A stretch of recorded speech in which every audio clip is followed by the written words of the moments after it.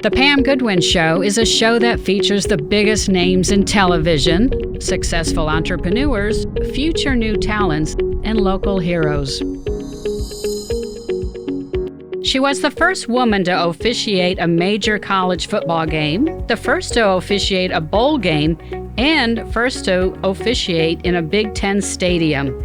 In 2015, she was hired as the first full-time female official in NFL history. She wears uniform number 53, and in 2021, she became the first woman to officiate in a Super Bowl. Welcome, Sarah Thomas, to the Pam Goodwin Show. Well, thanks for having me, Pam. It's my pleasure. I know you've been super busy, and now that the NFL season is over, I'd love to find out how you went from being a pharmaceutical rep to one of the few female reps in the NFL.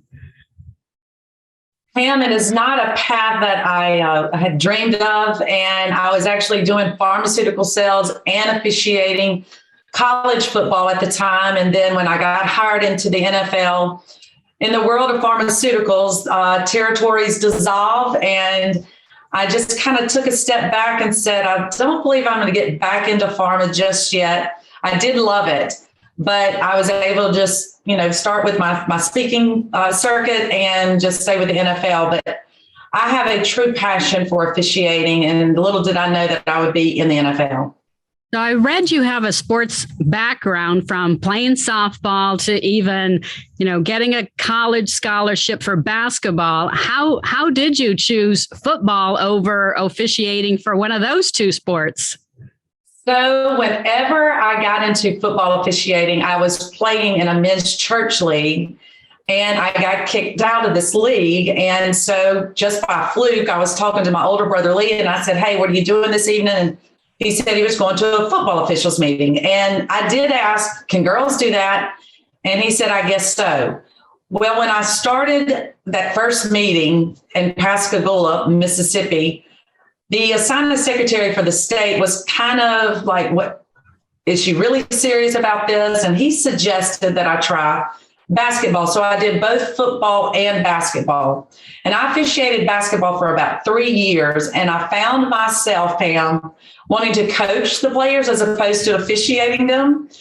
And it just wasn't a challenge and a drive for me like football was. So I stopped officiating basketball. I did dip into officiating at the church for Upward Basketball, the ministry at our church, when my boys were playing. And so I just do it for fun now, but I didn't have the drive and the passion for basketball like I did and still do for football. That's great. So what, you've been officiating now for 20 years, but how did it feel that first time you walked into one of those mega football fields with those huge guys? And how did it feel that first time for you? The thing is when Gerald Austin hired me in 2007 in Conference USA, there had not been a female at that level as well. And they don't just hire you and pull you off the street, Pam. We're not like an overnight sensation. It just is years of experience. And I had worked 10 years in high school and junior varsity and peewees. And so when Gerald, assigned me that first game, I remember not being intimidated by the guys at all. It was just getting my feet wet with 7-man mechanics and being exposed with replay, the eye in the sky, and being critiqued. But I'm not intimidated by them. I mean, they're big babies, if you will, at times. But I was prepared for it. In my mind, I was. After that first game, I had a lot of digging to do. And especially in the NFL, it's the same thing. They watch other officials that are in the developmental program that they have. And once they feel that they're ready, they'll hire them. And we don't get overwhelmed with the size and the speed and the athleticism of it. We respect it, but we're there to do our job. I'm always curious, how do you learn all of the different calls out there and knowing what to call? Because every time I watch a football game, I'm like, that didn't even look like anything. And then they called something. So to, keep track of all that. So I was told early on, even in high school officiating and in college, you master your position. And so I'm a line of scrimmage official, and that's the first thing that we truly want to master. All of the game calls that we would have, game management that we would manage while we're out there. And so you want to definitely become an expert at your position. Now we have to know all of the rules. And that is just years and years of rule study, conference calls. We take tests and just staying in the rules, because at any given time when we come together as a crew, we are discussing penalty enforcement and certain things. So yeah, you just want to master your position and then make sure that you know the rules backwards and forwards. Because it's my understanding from a mutual friend of, ours, that he was an NFL ref. He always told me that you stay with the same team or the same crew, you refs, and then you get ranked, and then your goal is hopefully to be able to do the Super Bowl. Is that correct? That is absolutely correct. And the thing is we do not want to have an incorrect call or a no call. We just don't. Because it impacts our postseason, and you do want to rank as high as you possibly can, being number one in your position, and then you are granted the Super Bowl. So, and it's not about just the Super Bowl. It is about us doing our job every Sunday that we're given the opportunity to work. What would you say that would, maybe surprise people about being a ref that, you could share with us that we may have no idea what refs act, something that you could tell us? I'm telling you, Pam, it's our life. We don't have an off season. And a lot of people, it's crazy. I hear people go, oh, so y'all actually have clinics and you have tests that we take weekly. We have conference calls. I'm constantly, our first test will come out March 1st, and we will do that as 200 questions. And it's just a constant in the rules. The film study is so crucial and vital to our next Sunday that we're getting ready to work. And I believe that people don't see all of the behind the scenes of what we go through off the field. The field is our opportunity that we've prepared for all week. And so I believe that that's just one of the misconceptions, that we just show up on Saturday night, go work the game, and come home and it's over. It's a lot of hard work and a lot of prep, and that's what makes you a few selected. How many female NFL refs are there? Are you still currently the only full-time NFL officiate? This past season, they did hire another female, Maya Shaka. And so there's a few that are in the developmental program, and you're seeing more and more, Pam, across the country at the college level. There's a few in the Big Ten, and it's just great to see. So the more that the women are getting involved and they're getting the experience, I believe you're just going to see more and more in the developmental program, and who knows when the NFL will hire another female. I know you have a young daughter. Are you mentoring other young people to maybe, eventually take over, or is there a mentoring program? Yeah, so I'm close with a lot of the female officials, and I definitely believe in bringing people forward. My biggest thing when I do the mentoring is about their mindset. And you have to have the same mindset of all the officials out there. We love this. We have a passion for it. But if they're doing something for the recognition or to become a first or to be noticed, then they're not in this business for the right reasons. So my young daughter, she's just been around it, Pam, and I take her so many places, and she's been exposed to so many people, and I just love it. Our governor, former governor, Phil Bryan, and my daughter, I call them besties, because we were at a function and he was the guest of honor. And he told my daughter, he said, well, aren't you just the prettiest little thing? And she said, thank you. And then she poked him in his leg and she goes, now, what do you do? So she's not intimidated. And I just love that about her. And I believe more women like you, Pam, and strong, driven women are going to only help the younger generations of women to know that they can do anything they want to. I agree.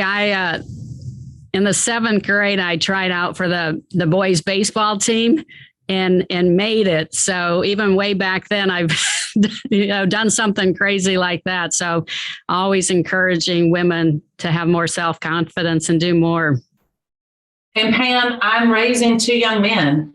My oldest will be 21. I have an 18-year-old that's a senior in high school. And what they've seen and how I operate as their mother, I just tell them when they get married, it's a partnership. And they're gonna encounter some very strong women. And I want them to respect her for that and not hold it against her.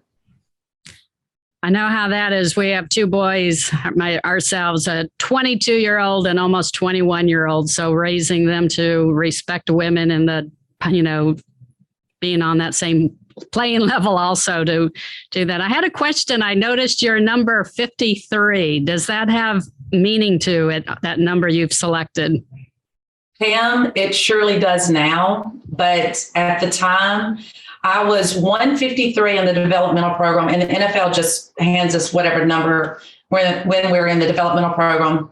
When I got hired in 15, we're able to select the numbers that are available, and number 2 was available, but somebody beat me to it. That was my son's. That was the number they were wearing at the time on their baseball jerseys. So 53 was there, and I just said, hey, take the 1 off. I'll just be 53. So that's how 53 got started, and I'm telling you, it means a lot to me now. That's great. And then I also saw that you wear an angel pin underneath your stripes. Yes, my mother, when I was a freshman in college, she's just Christian based, just a strong faith, and she just pinned it on me because I was 4 hours away from home my freshman year, and she said, I may not always be with you here in person, but I just want to pin this on you that I'm always with you in spirit. And so when I worked the Super Bowl, my assistant Taylor, she had packed up a bunch of stuff that the kids did for me and my parents, and that angel was attached to a card, and it was the same message. I can't believe that she found the angel. It has a little broken wing. That's probably, resembling of my life, but I just wear it so I can have them near and dear to my heart. I love that. Is there one game, now that you've been doing this for more than 20 years, is there one game that just brings back the memory of a highlight for you? I'm going to tell you, Pam, each game, my first, I reflect back on that moment. One game that just really, it could have been very impactful in a negative way, but thankfully it wasn't. It was my rookie season. It was my first Monday night game, and it came down to the last play of the game, and I was the official that ruled touchdown. And the headlines and social media just blew up that, the girl got it right. And I just reflect back on that, because if I hadn't have, I don't know the mentality and the mindset of what would have happened. Maybe it would have set things back, but I just reflect back on that one. I'm sure, mindset and sacrifice and all that you've been through. Is there anything that you would recommend if someone, female or male, wanted to be a professional ref, what you would recommend? Yes, definitely get as many snaps as you can at the grassroots level. And if you have children, I've just learned I've missed a lot, and they've missed me being there. So the sacrifices are there. If it's something that you truly love to do, don't give up on it. And I just had to learn to stop saying I'm sorry to my kids. Instead, I just told them, I've got a job to do and you've got a job to do. And whenever we get on the phone, thank God for FaceTime, or we see each other, we're going to talk about all the good things we did, and we're going to talk about the things that we need to work on. So I just encourage you not to say I'm sorry, but just embrace the path that you're going.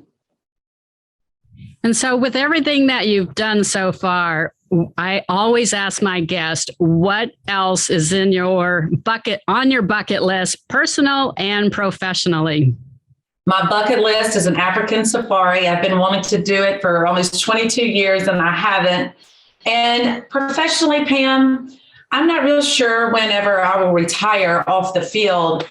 but there's just so much more I want to do to help corporations, the NFL, whoever, with diversity, inclusion, and equality, because diversity is, you're seeing more and more diverse companies and corporations across the globe. But the inclusion part is what I believe a lot of people are missing. And I have been included, and I've gone through where you weren't included, but there's my voice needs to be heard, I guess, on just helping, my opinion, and hopefully I can do something with that. So you're speaking around the country. What type of speaking gigs are the main topics that you speak on? I'm sure motivation and being the first female, and right. What other motivational drivers? The biggest thing is everybody really wants to know, how did I make it in a male-dominated profession? And I'm still making it. I have not arrived by any stretch of the imagination. But also, guys will attend women conferences. Of course, corporations, they'll have women in whatever their company name is. And a lot of guys will come because I'm going to talk some football. So it's really about my journey, that I didn't arrive the day that the NFL hired me. Those initials have forever changed the course of my life, but I have been busting my chops for a long time. And I just kind of walked through my journey, and things that I've learned, Pam, don't go through life trying to prove people wrong. That list of people will never end. Instead, prove to yourself you belong. Believe in that. And just do not go out and do something for the recognition. A leader has the people, a boss has a title. And I've just seen it all too often. When somebody's just seeking a title or six figures, they may get up at the top of that ladder, but they won't stay there long. But just do it because you love it. Well, Sarah, I know when I first saw you and then saw the announcement on the Today Show and saw what you've been doing, I'm like, I have got to reach out to her. I hope she responds, because I've been following you also on LinkedIn. And so I'm just thrilled that you in this short time, been able to share your story. What's the best way to reach you? Yeah, LinkedIn is great. It really is, Pam. And I don't check it like daily. I try to, but LinkedIn is the best way to reach me. I'm not on social media. I do have a Twitter account, but it's basically for my boys in baseball, and my daughter, she just started playing basketball. She's in third grade, so she's got a minute. But yeah, LinkedIn is just the best professional site for someone to reach out to me. Well, thank you. I, again, really, really appreciate you taking the time. Thank you so much, Sarah. Thank you, Pam.